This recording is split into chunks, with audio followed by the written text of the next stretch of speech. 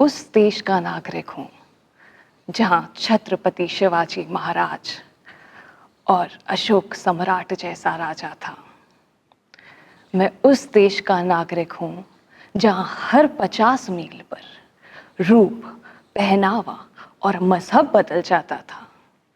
मैं उस देश का नागरिक हूँ जहाँ डाल डाल पर सोने की चिड़िया को पाया जाता था। मैं उस देश का नागरिक हूँ जिसे अपने भूगोल से पहले ब्रह्मांड का भूगोल समझ आता था। A very phonetic morning and welcome to the celebration of true independence. आज़ादी के जश्न का पहला दिन.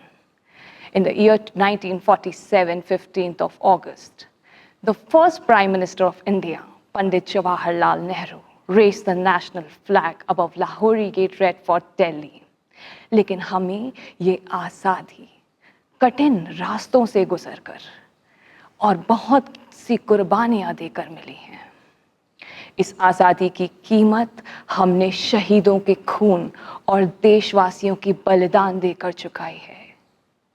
तुम मुझे खून दो, मैं तुम्हें आज़ादी दूंगा। A famous slogan by Subhash Chandra Bose. Subhash Chandra Bose सहित बहुत सारे freedom fighters like Mahatma Gandhi, Bhagat Singh, Mangal Pandey etcetera अपने हौसलों से मुश्किलों का सामना कर, बलिदान देकर इस देश को गुलामी से आज़ाद किया। आज़ादी के वीर शहीदों का, फौज के नौजवानों का, be it the army, the police, the soldiers, the military officers and all kind of security forces on behalf of the whole nation, salutations. मुझे भारत के आत्मनिर्भर बनने के सपने पर विश्वास है। भारत आत्मनिर्भर बनने का सपना चरितार्थ करके ही रहेगा। मुझे इस देश की प्रतिभा, समर्थ युवाओं, मातृ शक्ति पर भरोसा है। मुझे हिंदुस्तान की सोच पर भरोसा है। On that note, let's welcome our favorite guest of all the time. Welcome भाई साहब। शुक्रिया। 2021 में ऑनरेबल प्राइम मिनिस्टर ने भारत को एक विजन से आत्मनिर्भर भारत बनने का सपना दिया है। आत्मनिर्भर भारत कैसे बन सकता है? प्राइम मिनिस्टर ने बहुत अच्छी चीज़ें प्रारंभ की है, जिसमें जो कुछ हम विदेशों से मंगाते हैं वो यहीं निर्माण हो, हर घर में निर्माण होने लगे, हर घर सक्षम हो जाए बहुत कुछ क्रिएट करने में। एक बहुत अच्छी शुरुआत हुई है और बहुत माताओं बहनों ने ये कार्य प्रारंभ कर दिया। लेकिन मैं इसको स्पिरिचुअलिटी से जोड़कर भी देख रहा हूँ। आत्मनिर्भर, आत्मा शब्द पहले ही है। यदि हमें आत्मज्ञान भी हो जाएगा, यदि हम आत्मशुद्धि के मार्ग पर भी अग्रसर हो जाएंगे, यदि हमें ये एहसास हो जाएगा मैं ये देह नहीं इसको चलाने वाली आत्मा हूँ, तो हमारे जो स्किल्स हैं, टैलेंट्स हैं, वो और अच्छे विकसित हो जाएंगे, निखार उनमें आ जाएगी। क्योंकि इससे मन की शक्तियाँ, बौद्धिक शक्तियाँ बहुत बढ़ जाती हैं। आज जो कुछ हम देख रहे हैं, मन का बिगड़ाव, मन में अनेक दूषित वृत्तियाँ पैदा हो गई, मन में निगेटिविटी आ गई, इसलिए थोड़े संघर्ष हो रहे हैं। लेकिन जब मन बहुत अच्छा हो जाता है, शुद्ध होने लगता है और बुद्धि भी बहुत श्रेष्ठ बनने लगती है, तो मनुष्य अपना विकास तेजी से करता है, उसकी निर्णय शक्ति बढ़ जाती है और जो कुछ उसे करना चाहिए वो उसकी समझ में आता है कैसे करूं, और जो नहीं करना चाहिए, सबके कहने पर भी जब मनुष्य नहीं मानता कि नहीं करना है फिर भी करता है, उसमें ताकत आ जाती है कि वो उन बुराइयों का त्याग कर सके। तो हमें आत्मनिर्भरता के साथ, जो हम बहुत चीज़ों पे निर्भर हो गए हैं, छोटी छोटी चीज़ों पे भी हम डिपेंडेंट हैं, उससे भी मुक्त होना होगा। तो हमारी जो योग्यताएं हैं एक तरफ लग जाएं। हमें इस बात पे बहुत ध्यान देना है। हर मनुष्य के अंदर बहुत योग्यताएं हैं, लेकिन उसकी शक्तियां बिखरी हुई हैं। अगर वो एक ही तरफ एकाग्र हो जाए तो वो बड़े बड़े काम कर सकता है, और ये चीज़ स्पिरिचुअलिटी हमें सिखाती है। भाई साहब, डिपेंडेंसी और इंडिपेंडेंस दोनों अलग अलग वर्ड है। हम कहते तो हैं हमें आज़ाद हुए 75 वर्ष हुए, पर आज हर परिस्थिति पे, हर एक के रिएक्शन पे, इसने ऐसे बोला तो मैंने भी रिएक्ट किया, डिपेंड हो जाते हैं। भारत देश आज़ाद हुआ, क्या हम आज़ाद हुए? बस इसी पर अगर भारतवासी गौर करेंगे तो सच्ची आज़ादी का आनंद लेंगे। सरकारों ने भी जो उनका कर्तव्य है, क्योंकि उनको देश को बहुत कुछ देना है, सिखाना है, नई चीज़ें शुरू करनी है, तो उन्होंने अपने अपने ढंग से प्रोजेक्ट चलाए हैं। हर प्राइम मिनिस्टर ने कुछ ना कुछ अच्छा काम किया है। हमारे वर्तमान प्राइम मिनिस्टर थोड़ा ज़्यादा क्रिएटिव हैं, एक्टिव हैं, और बहुत बड़ी उनकी आशाएं हैं, विजन बहुत श्रेष्ठ हैं, बड़े दृढ़ संकल्पधारी हैं, तो देश को बहुत कुछ दे रहे हैं। लेकिन देशवासी बहुत सुखी प्रतीत नहीं होते। प्रकृति भी हमारे विकास में पूरा साथ देती हुई नज़र नहीं आती। जैसे अभी अभी कहीं बाढ़ ने बहुत तबाही मचा दी, तो कहीं बहुत सूखा पड़ गया है। हमारे यहाँ राजस्थान में कई जगह सूखा पड़ गया, पानी नहीं। सोच रहे हैं बारिश न हुई, थोड़े से दिन हैं, तो कैसे खेल चलेगा। तो प्रकृति भी साथ नहीं दे रही है। तो हमें एक मूल चीज़ पे ध्यान देना होगा। हम फिजिकली बाह्य रूप से तो स्वतंत्र हो गए, पर ये जो मनोविकार हैं,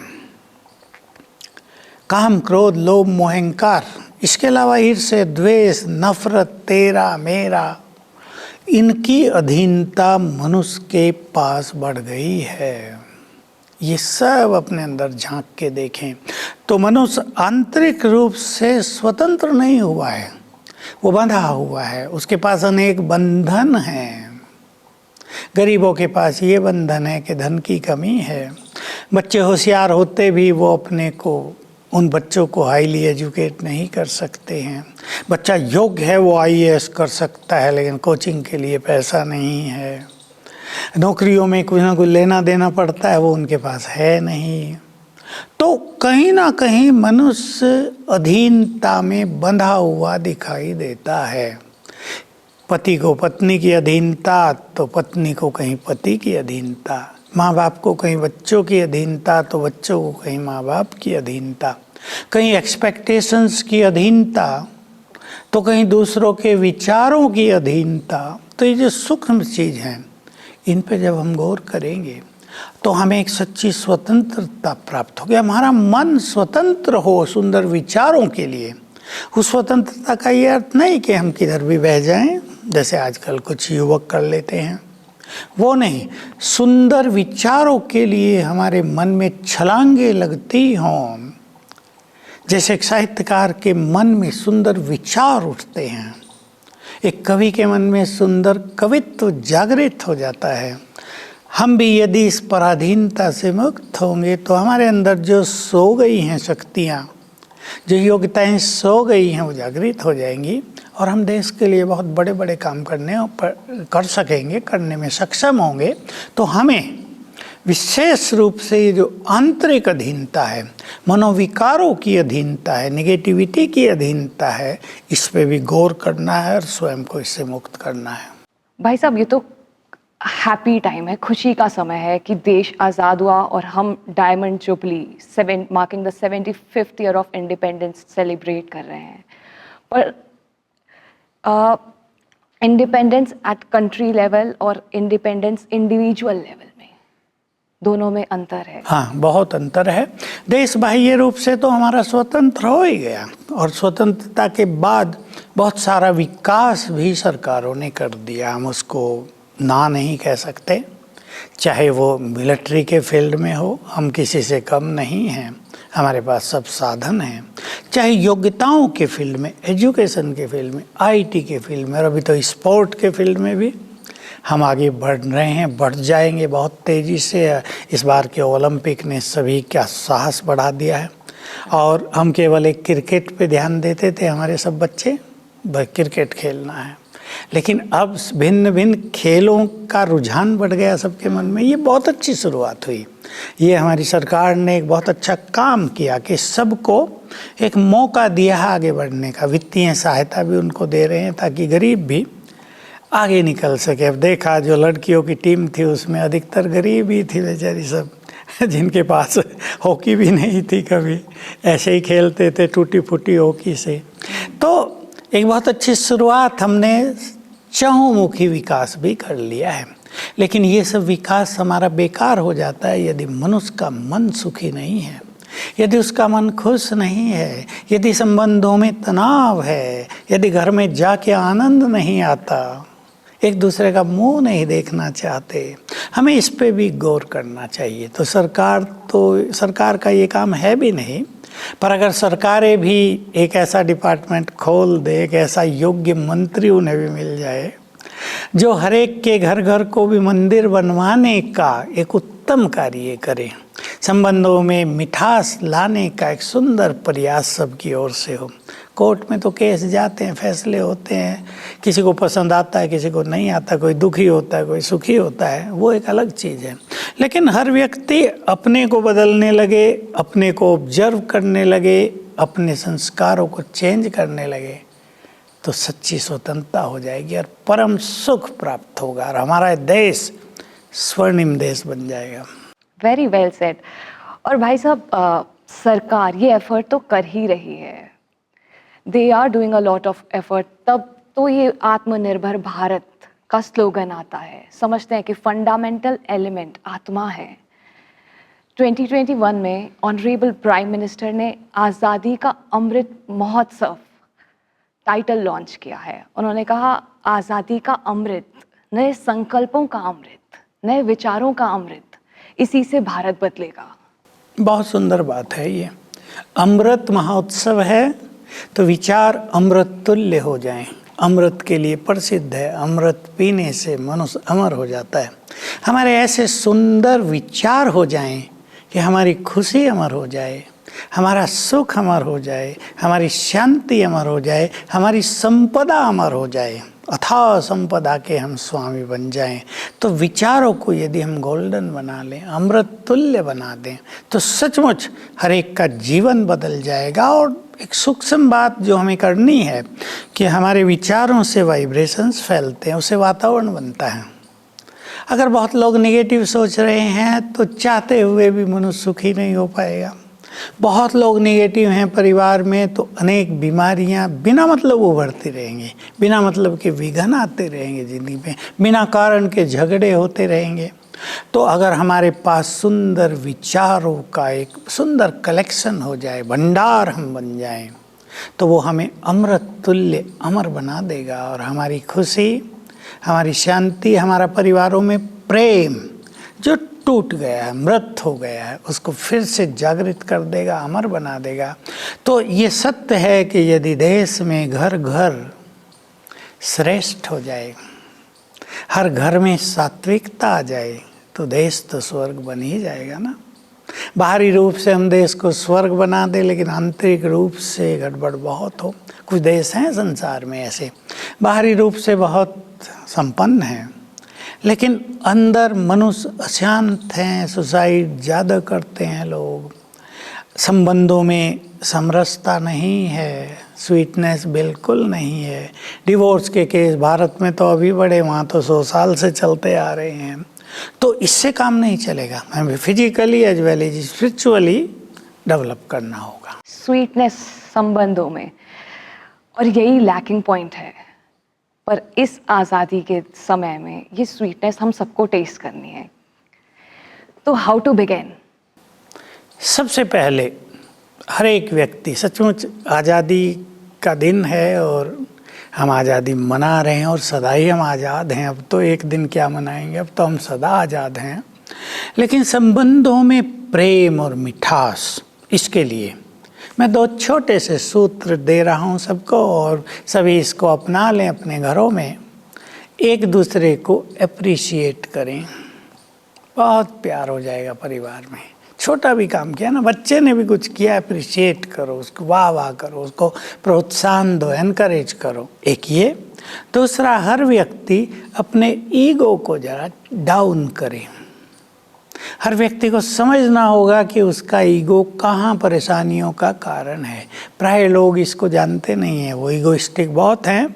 उन्हें पता नहीं कि उनका ईगो दूसरों के लिए परेशानी पैदा कर रहा है, कईयों को डिप्रेशन में ले जा रहा है, कईयों की खुशी छीन रहा है, कईयों की शांति को नष्ट कर रहा है।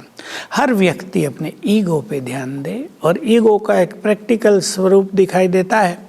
मैं राइट हूँ, मैं ही राइट हूँ। Most common sentence. हाँ, बाकी सब गलत हैं। I am right. इसको थोड़ा चेंज करके दूसरों को भी सम्मान दें, दूसरों के विचारों को सुने, तो ईगो को डाउन करेंगे, एप्रिसिएशन का मार्ग अपनाएंगे, तो एक मिठास भरे संबंधों की शुरुआत हम कर देंगे। एप्रिसिएशन दिल से आनी चाहिए कि बाहरी तौर से भी हम अप्रिशिएट करें।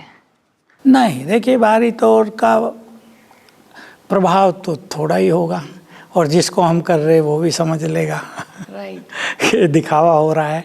लेकिन रियली हम अपने परिवारों से शुरू करें। अपना जो डिपार्टमेंट हो, कहीं भी जहाँ जॉब करते हैं वहाँ से शुरू करें।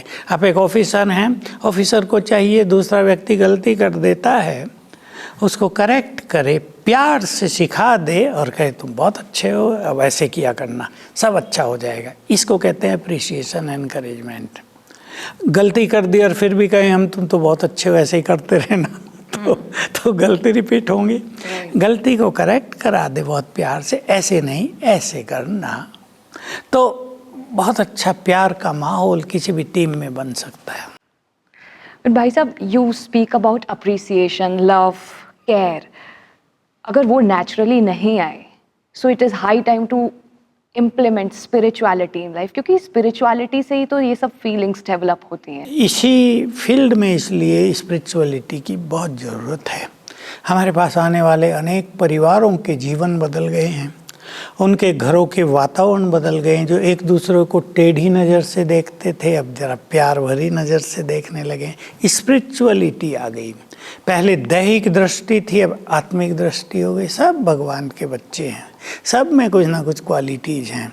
हम दूसरों की बुराइयां देखते हैं, अवगुण देखते हैं, उनमें क्या कमियां दिखाई दी, वो उससे नफ़रत पैदा होती है।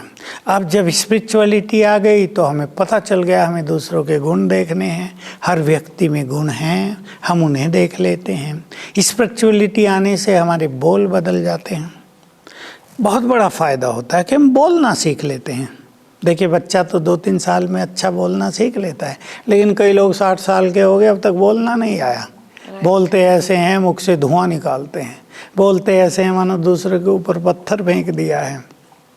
स्पिरिचुअलिटी हमें बोलना सिखाती है। क्या बोलें, कब बोलें, क्या नहीं बोलें, कब नहीं बोलें, किस तरह बोलें, तो इससे वातावरण बहुत श्रेष्ठ हो जाता है। तो इस तरह विचार भी बदलते हैं, बोल भी बदलते हैं, कर्मों से स्वार्थ भी हटता है। जब हमारे अंदर स्पिरिचुअलिटी होती है तो संबंधों में निखार आने लगती है। एंड आई थिंक बोलने से ही बड़ी बड़ी समस्याएं शुरू होती है, गलत बोल से ही।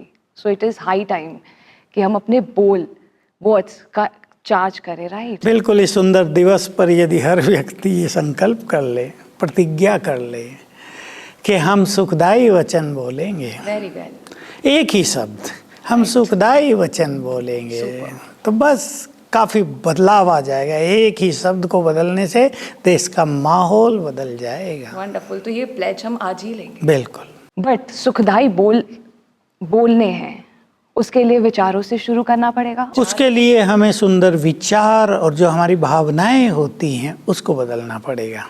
होता क्या है मनुष्य जीवन में कि हमने एक दूसरे के लिए पहले ही भावनाएं बनाई हुई हैं। ये व्यक्ति ऐसा है, ये ऐसा है, ये ऐसी है, ये ऐसी है। जैसे हमारी भावनाएं, इसको स्पिरिचुअल लैंग्वेज में वृत्ति कहते हैं। इंग्लिश में भी सिंपल शब्द एटीट्यूड्स हमने बना लिए हैं।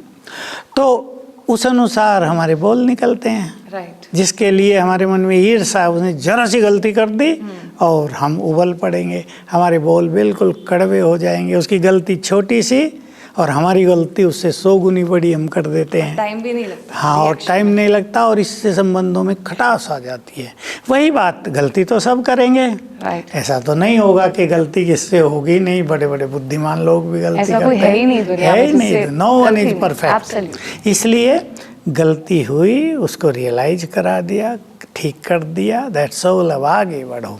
तो इससे क्या है, दूसरा व्यक्ति अपनी गलती को जल्दी करेक्ट करने लगेगा।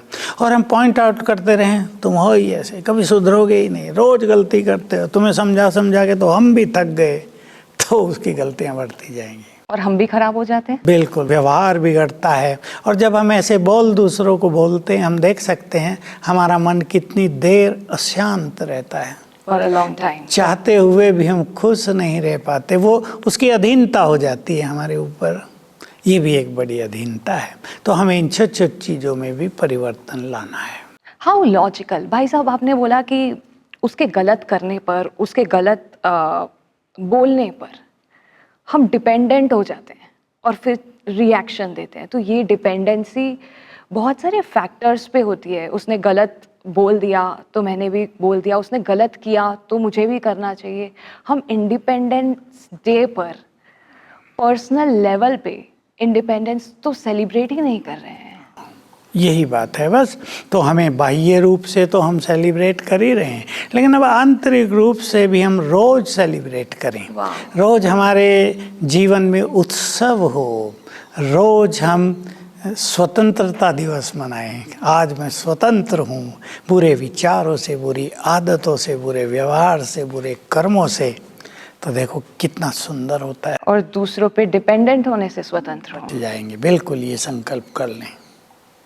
Very nice. ऐसे तो मैं हर दिन इंडिपेंडेंस सेलिब्रेट कर सकती हूँ। हाँ, at last I would want to say कि नेताओं ने, ये देश आज़ाद तो हुआ बड़ी मुश्किलों से,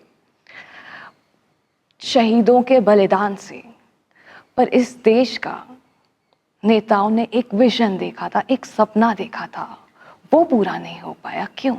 वो इसलिए नहीं हो पाया कि हमारी जो प्रजातंत्र प्रणाली है तो ये बहुत अच्छी। राजतंत्र में तो अनेक दुविधाएं थी, कष्ट थे, कैसा राजा बैठ गया। प्रजातंत्र में ये है कि हम बदल सकते हैं, लेकिन उसमें गलत लोगों ने प्रवेश कर लिया। आज तो ये बात किससे छुपी हुई नहीं है। तो जो विधायक हैं, जो विधि विधान का निर्माण कर रहे देश के, वो मैं नहीं समझता वो बहुत कोई बुद्धिमान हैं। सभी हैं बुद्धिमान कुछ लोग, लेकिन सभी बहुत समझदार हैं, बुद्धिमान हों और देश के लिए सोचते हों, ऐसे बहुत कम लोग हैं। अपने लिए सोच रहे हैं, अपनी पार्टी के लिए सोच रहे हैं, या वोट के लिए सोच रहे हैं। ये इस प्रजातंत्र का निगेटिव पहलू हो गया है। इसलिए हम वो नहीं कर पाए जो हम कर सकते थे, जो हमें कर लेना चाहिए था। हमारे देश में योग्य व्यक्तियों की कमी नहीं है।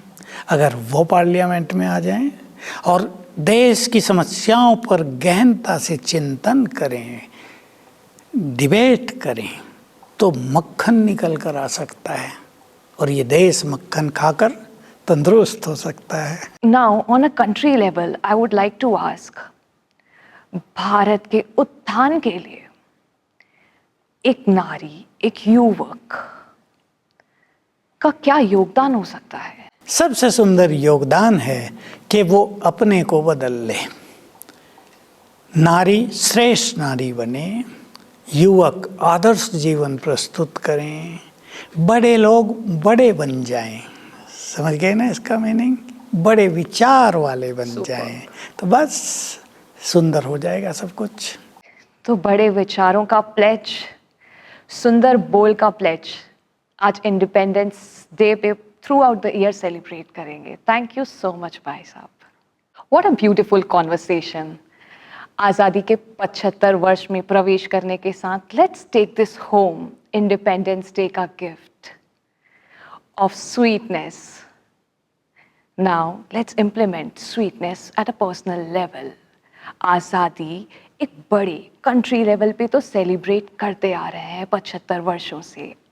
आज पर्सनल लेवल पे फ्रीडम को सेलिब्रेट करते हैं। इस फ्रीडम को सेलिब्रेट करने के लिए कहीं बाहर से नहीं, अंदर की बुराइयों को खत्म करना पड़ेगा। आज एक ओथ, एक प्लेज घर लेके जाते हैं। ओथ अच्छे बोलने का, गुड वर्ड्स और अप्रिसिएशन करने का।